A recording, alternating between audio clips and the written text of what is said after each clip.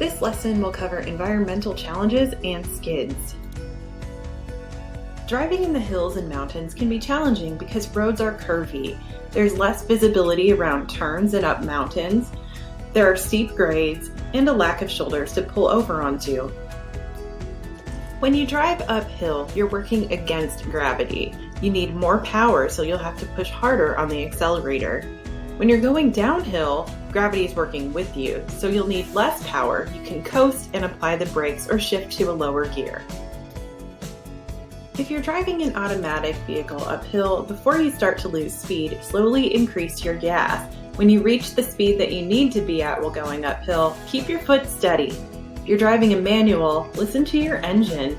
If it starts to lag, shift to a lower gear to maintain speed.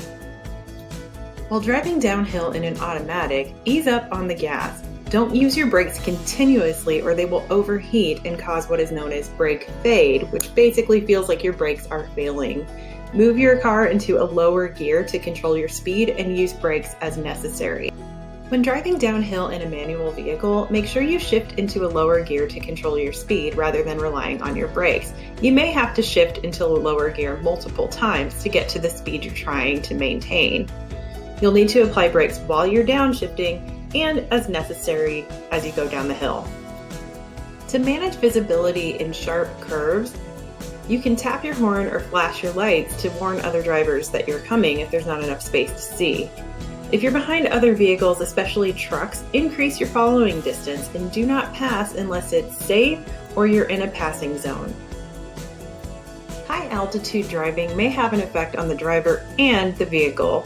Drivers may get tired, short of breath, or a headache because there's less oxygen at higher altitude. Vehicles may lose power, overheat, or stall. If this happens, pull over and wait for it to cool down. Switch drivers if you're not feeling well. Poor weather such as snow, rain, hail, and fog are common in the mountains. Make sure you check the current weather conditions before you drive in the mountains. Be prepared for an emergency if you have to go. One of the things that can happen in poor weather, and at any other time really, is a skid.